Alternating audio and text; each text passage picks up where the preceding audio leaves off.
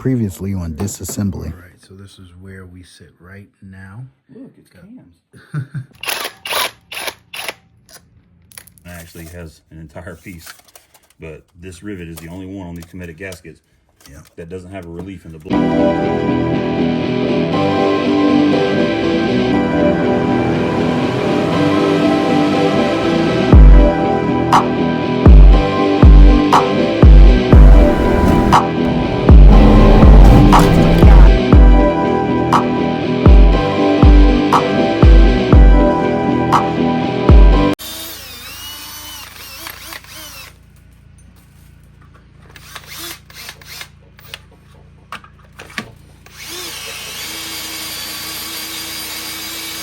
To set the drill bit to the depth that I needed. That line on there is the same line that I scribed in here for my block. Yeah. And you just bottom the drill out on the jig.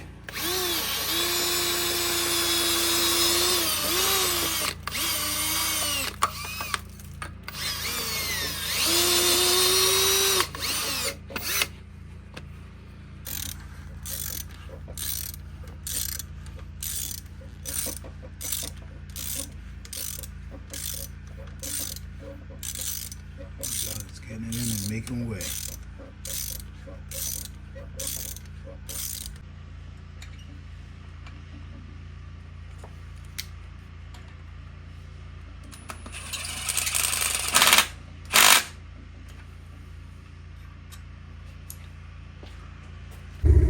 Alright, so before starting this, we're going to go to a Cars and Coffee in this and this. Looks awesome. This thing is absolutely amazing. And then we'll be back. So I'll get some footage of what's going on out there. It'll be our first Cars and Coffee in Georgia, which this is such a beautiful town.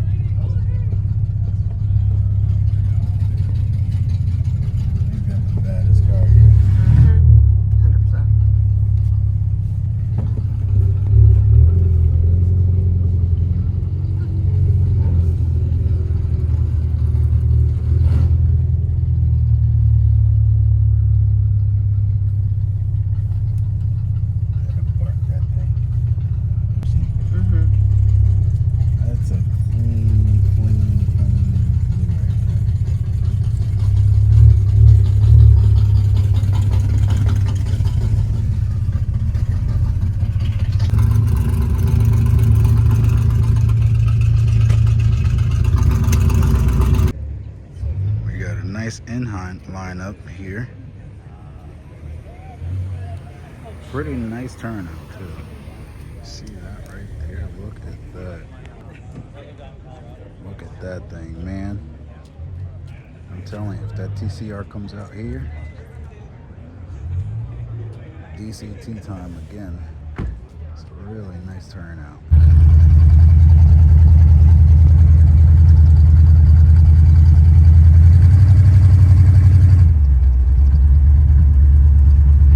This whole thing is just crazy though. Never thought I'd get a chance to ride in one of these. Never thought I'd get to own one.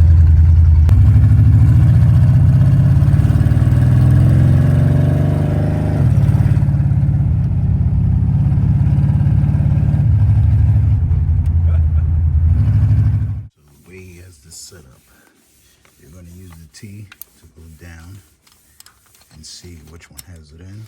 Like this has it, so that stops right at that line. And the ones that don't go all the way down. We're just going to use the vacuum to make sure there's no leftover shavings inside each of the holes. And then we're going to continue on and see. There we go. Gotta get it down in there.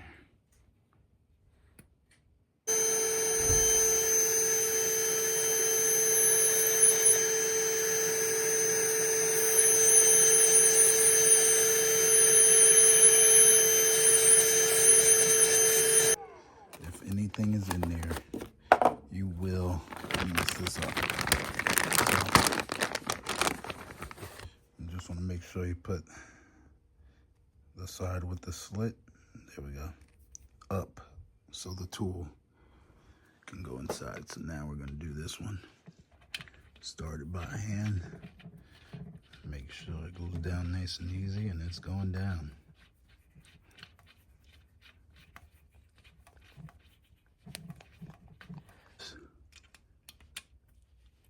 Yep. Now it's time to get it down in there. It's kind of hard to do it with one hand, but I'm just trying to show you guys.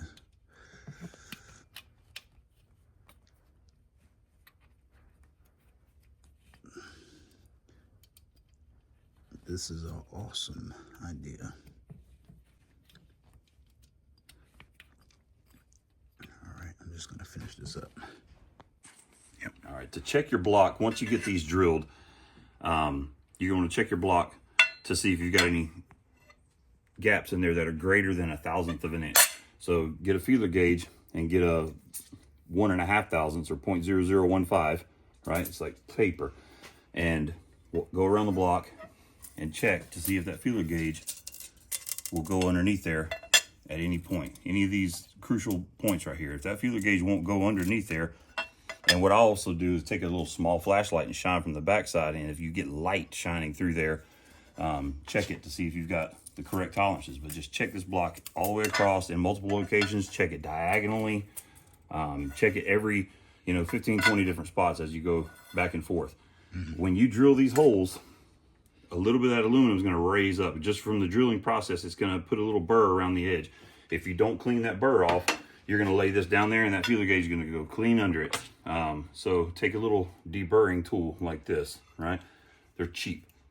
Stick it in the hole, stick it right there, and just go around each one of those holes 3 or 4 times. It doesn't matter how many times you go around, because you're not going to affect the threads that you're using 3 inches down inside the hole. And just go around each one of these like this and clean them out really well, and then check it again. And that'll give this straight edge a flat surface to lay on. As long as you're not able to get that 1.5 thousandth straight edge, and like I said, check it everywhere, back and forth diagonally. As long as you can't pass this underneath there anywhere, your block is perfectly safe. If you get more, if you're able to pass a 1.5 thousandth or 0.0015 feeler gauge at any point underneath there, you will have to have that block surface, because Cometic gaskets have a tolerance of 1/1000th of an inch. Anything over that, you risk blowing them, and you've done all this for nothing. So I've yet to see one of these blocks deform to the point to where you can't, you have to have it pull the block and have it surfaced, but that doesn't mean it can't happen. So Yep. Check it anyway. All right. And from the gasket, that's the hole that he was talking about that you're going to have to. I'm going to enlarge it just a little bit. And,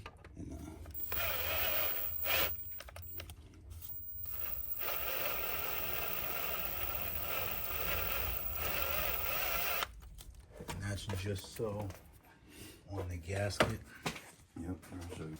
This gasket has a rivet right here that you want this gasket to sit down flat and that rivet not affect anything. All of these rivets already have an indentation where they're going, and it's not going to be affected. That one actually has an entire piece, but this rivet is the only one on these Cometic gaskets that doesn't have a relief in the block. It has a relief on the head side, so even if you didn't drill this hole, it may work, right? But this tab would be bent up like this against the head, which creates a possibility of a leak. So just mark that, drill that tiny little divot like that, just enough to where when this rivet sits down in there and the gasket sits flat, and you're good to go.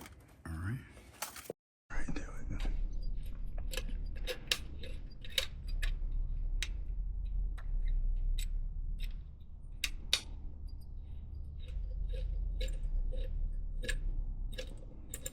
Yeah, all they need is a little rubber piece on there for the hands. Yeah, just rubber dip it, you know? Yeah. A plastic dip or something. Big deal. Oh, yeah, a little bear on that one. Take that one back out. Tap it.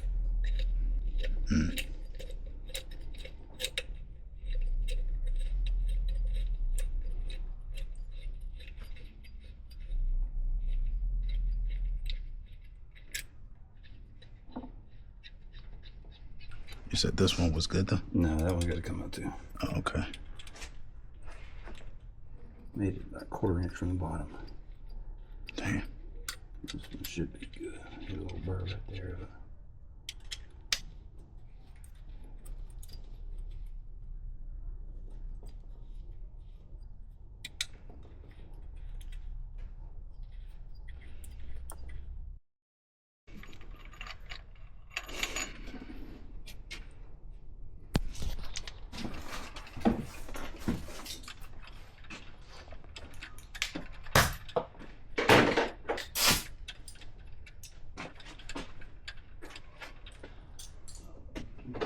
I'm gonna blow out the 2 holes that we put WD-40 in. Make sure. Okay. Watch your eyes. Mm-hmm. Have that in there.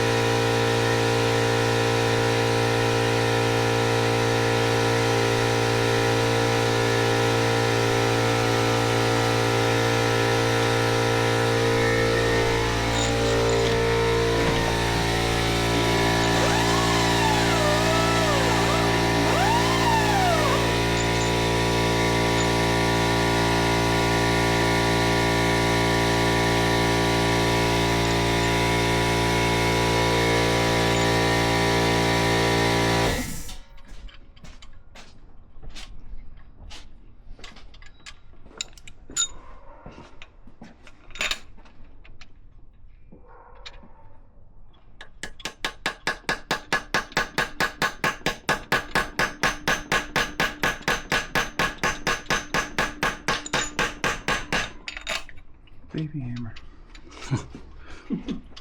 I got that thing looking brand new again. It gave so much issue. Any more stubborn than that? Yeah. That I have. Yeah.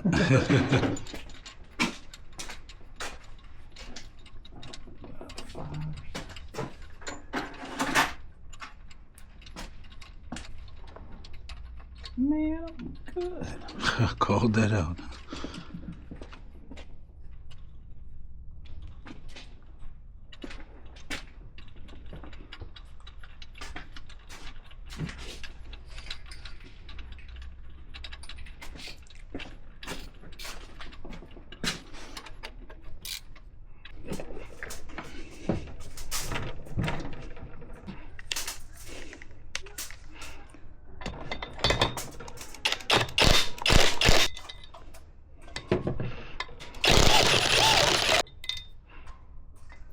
Those babies got like 50,000 miles on them. Huh? These HKS got like 50,000 miles on them. You got the 45 XL? Yep. Know how I had NGKs for a little while until I went Stage X. did you notice the difference Not going really. back? No? Okay. They're both the same heat range, but I think NGKS is going to last longer and be more dependable. Yep.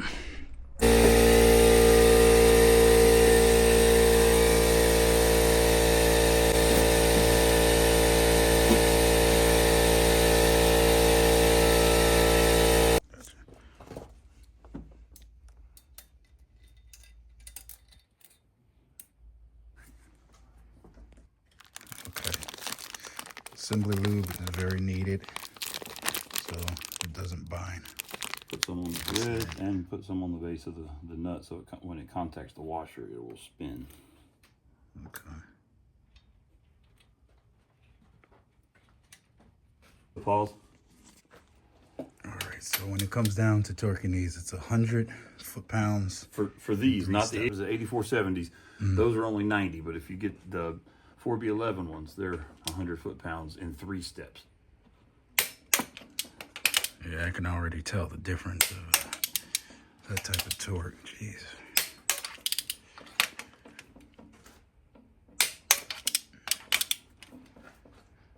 So you say you're going 75, 70, 85, 100.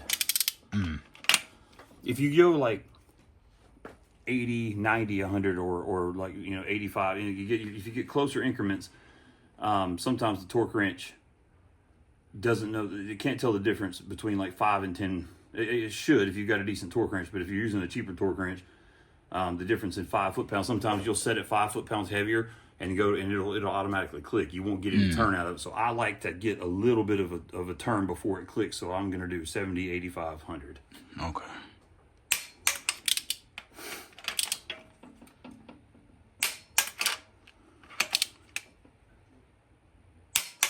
Wow. All right, head is on. Timing components.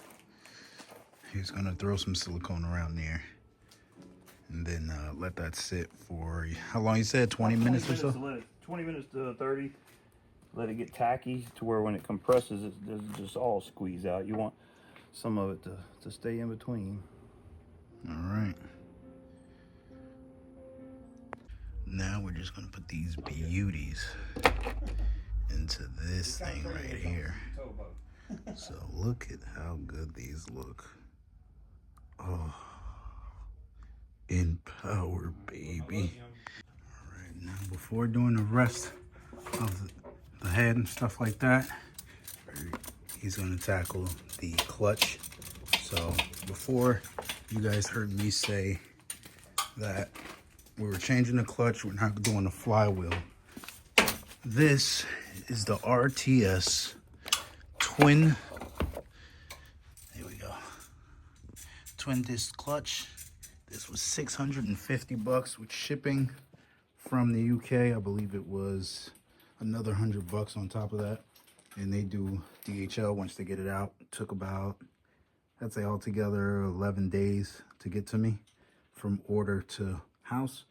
And this is another option that you got if you don't want to go with the more expensive X-Force, but that does come with the flywheel. But like I said, this is 650, well, 750 all in, and you save about $1,000 if you're not doing the flywheel. So this is a good option right here. And then this right here is also a good option, and that is the Uniclutch. That is the best clutch out from all the reviews I've seen online from people in the UK. In the US, it's not common, and it's going to be under a I-30N, which is the same as the Elantra N. So that's the one that you want, and that's also $650. I believe they do offer $30 shipping, but don't quote me on that. I could be wrong. If I find out it's different, I'm going to put that there. So that's what's going to go on. Okay, yeah, so he said no need. No need for the alignment. All right, for the transmission, pulling it out, right there, you're going to have this on there. And you will not be able to clear the motor mount that's on there, that's on that side, this is going to be bolted up like that. Well, actually, like this. So you're going to have to loosen this one up. Don't take it off. Loosen all three of these up. Then leave that for last. Pull that up. And then you pull these out. Pull that up. Then you'll be able to get the whole transmission down.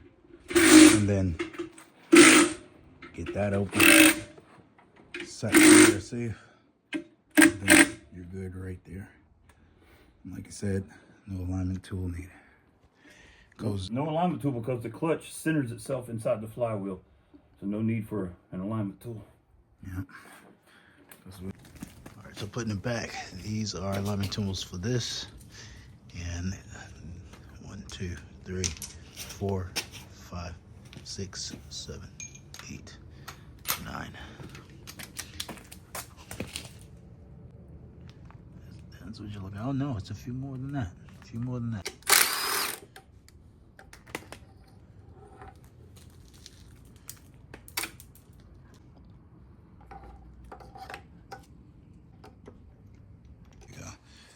Now onto that bracket. We're gonna do these, and then he already put that on. That's the trans adapter. It goes right on this rod. I didn't show it, but it's pretty self-explanatory. If you got it on the car, it's gonna be a lot darker. You gotta move the battery tray that usually sits right there. And once you remove that, you can get to these. Now you're supposed to do these. Some people use super glue, or if you got it out like this, you could just put it right on. But in this case, we do not need super glue. And you have to do them together. Never do just the adapter without the solid mounts.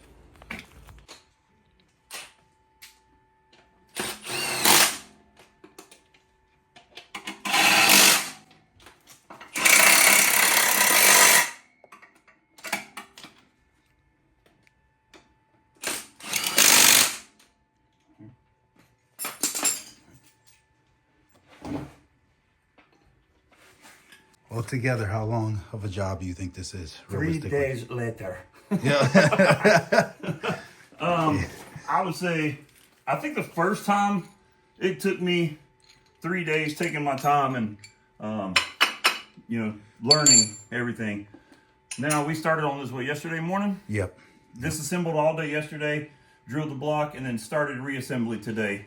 Yep. With inserts and up. So, and plus we added a clutch. Yesterday we didn't disassemble anything. Today we actually dropped the transmission and changed the clutch. So say we're doing pretty good. For 2 days to add as many parts as we did, tear this thing down to the block. Yep. Drop the trans, clutch, everything. Not a bad gig. No, not at all. And this I would call a safe. 450 with meth all day. Yep. So I'm just trying to give them a realistic, because I don't want anybody to be disappointed with their numbers. But like I always say, do your research and choose your tuners wisely. Go with who you like. And your mechanic. And your mechanic. That's a big D thing. He got a lot done. He did 95%. We, man, teamwork makes the dream work. Yeah, I did very little. He knows what he's doing. So find you somebody that knows what they're doing, or at least has some type of history with Hyundai, or at least Mitsubishi Evos and 4G630s, 4B11s, all that stuff. So that's what I.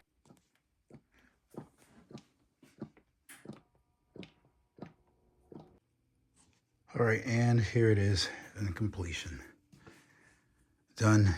It is about 10:30 or so. And just got to drop it down.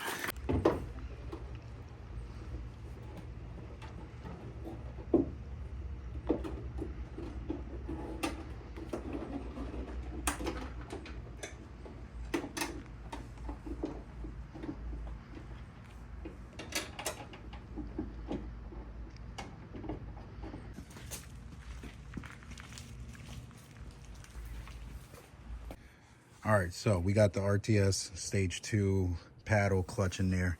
And for those of you who don't know how to bleed the clutch, it is... Well, first of all, if you're replacing your slave cylinder, The slave cylinder is empty. It's a cavity of air.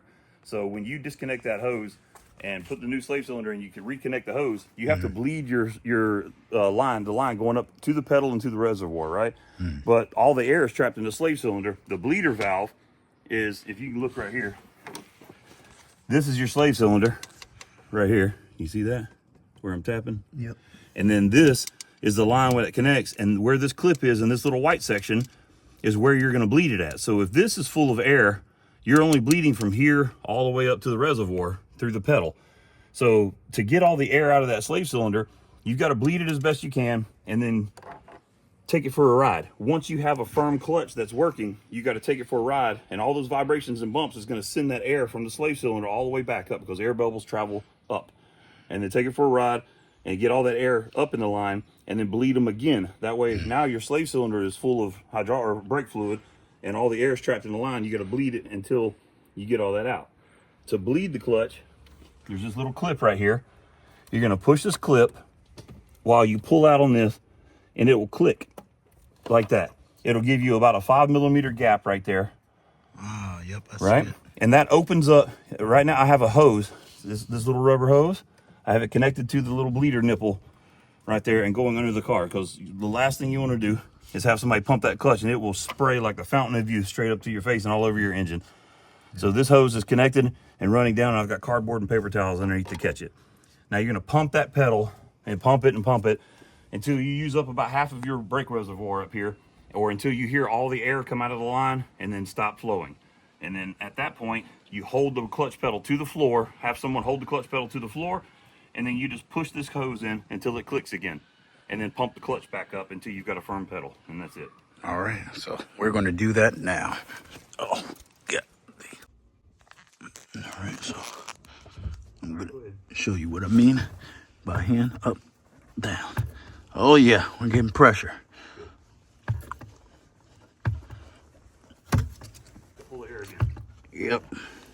Whenever you feel like it's good, we'll do it again. Yeah. So now the moment we've all been waiting for. We're going to go on the first drive with it all together in the clutch bled. So let's see how that...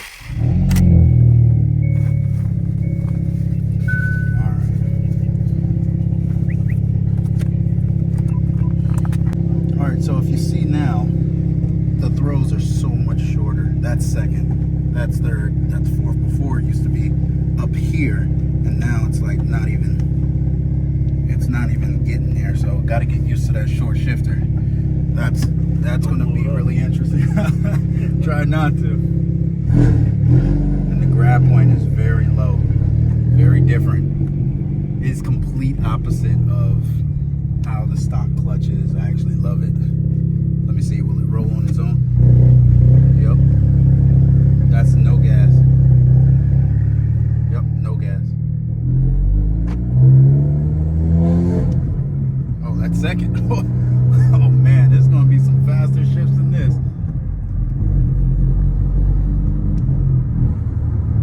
Oh, we got head studs, head bolts, APR 4B11, 625 plus cast. We got the 4-layer chromatic head gasket. Man, she's driving good. I keep forgetting it feels like when I go into second that's neutral, and it's not neutral. So I gotta remember that.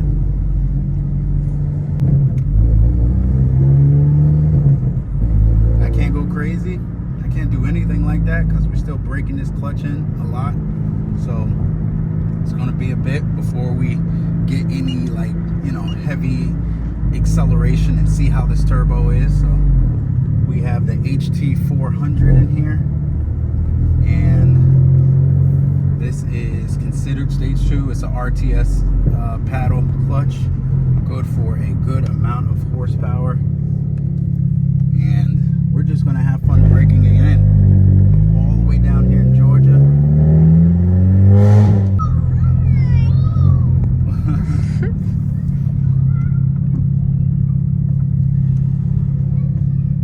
Okay, now it's starting to get a little hard, but that's why you have to drive it.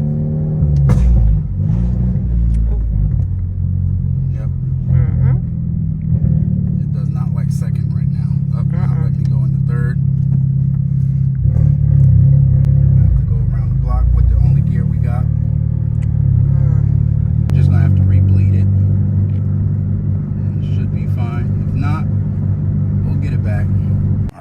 on this adapter for your clutch.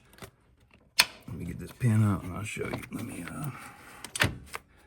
what it's doing is relocating. This is your stock pin, and this bracket goes over top of that, bolts in place, and then relocates your pin in here, which, yes, it's moving the pin this way, closer to the pivot point for a shorter throw, but it's also putting it farther away. Where this was normally here, that's your neutral position sitting over top of that pin. Now your neutral position needs to be over here. And the only way to do that is to lengthen this right here. So in order to do that, flip this, unhook this. It's easier to get it off of the back here too, so you got it to work with. Flip it over, right? And you'll slide this gray clip this way.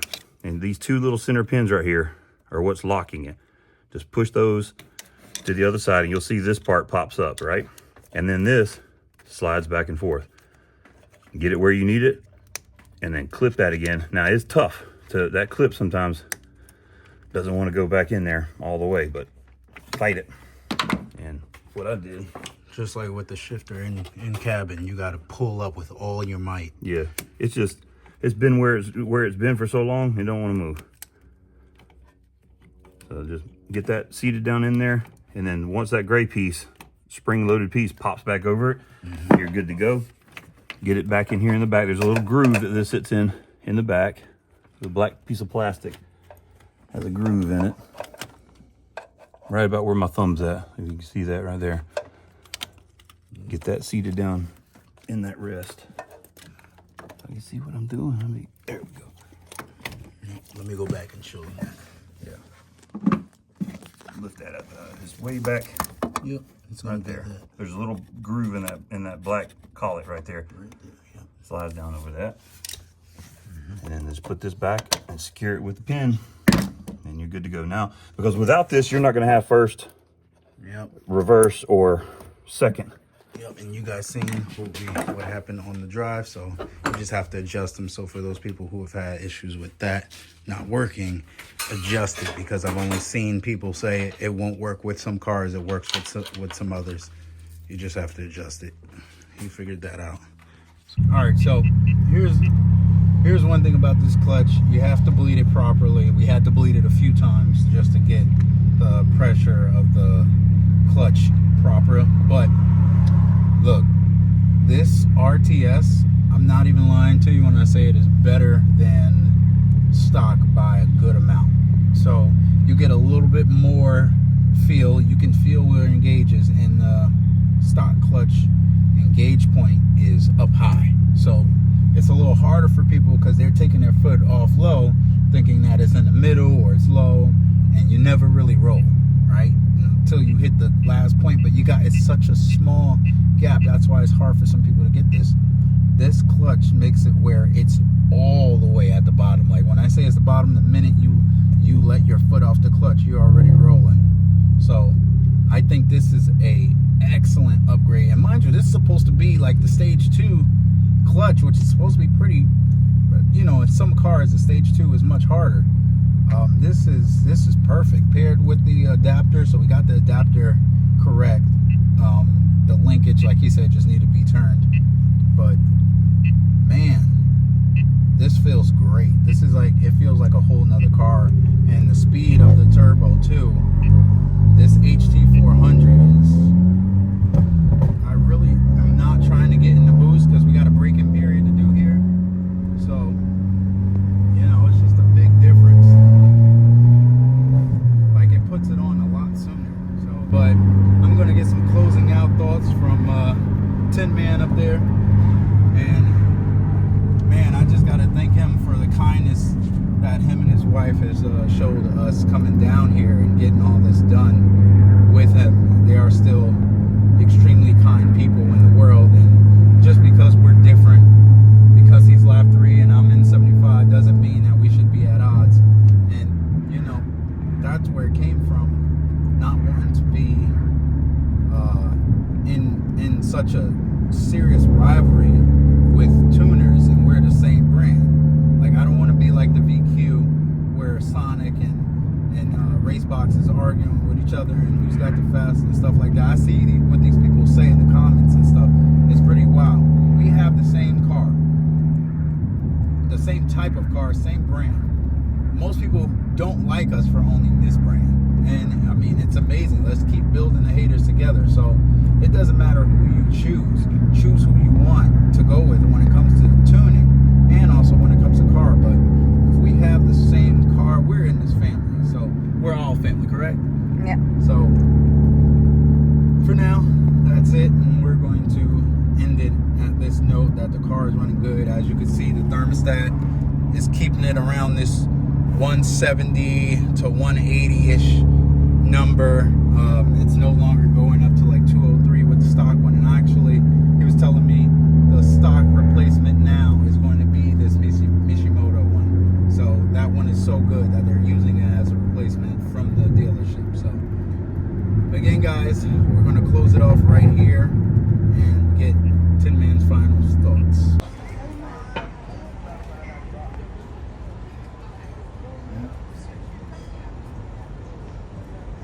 Oh shit, that thing's huge. Almost to the dock. I was gonna say, it seems Well, I mean, that's a floating dock, but this is as high. as high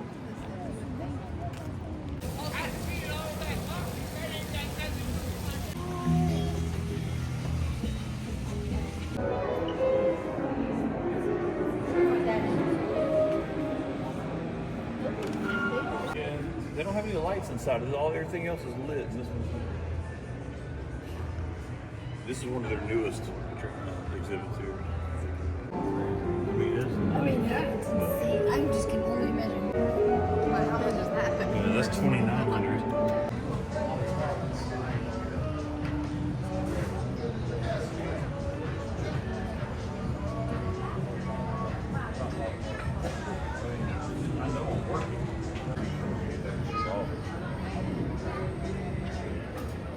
I don't know where I'm at in the list. Probably 9.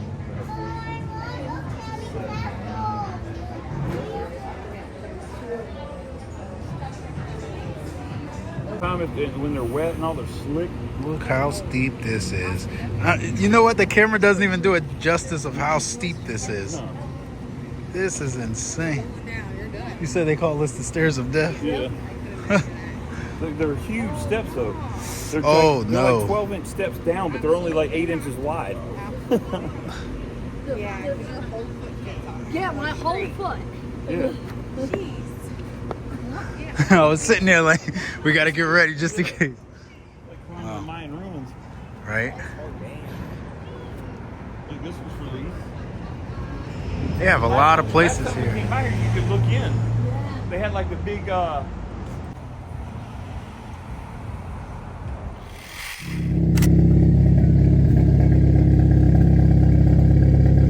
maiden voyage. Block inserts, head studs, head gasket, new turbo, new intercooler, new clutch, slave cylinder, all the bells and whistles.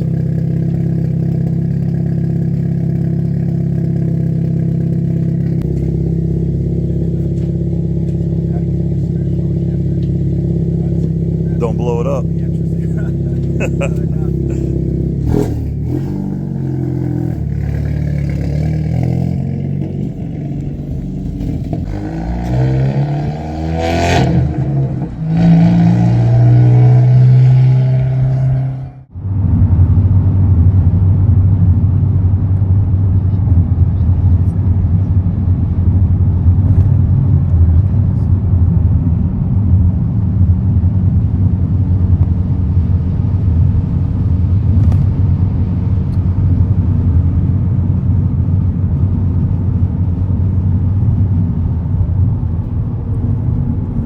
Alright, so right now we had got gas not too long ago. I'll say about what, 50 miles ago or so, right?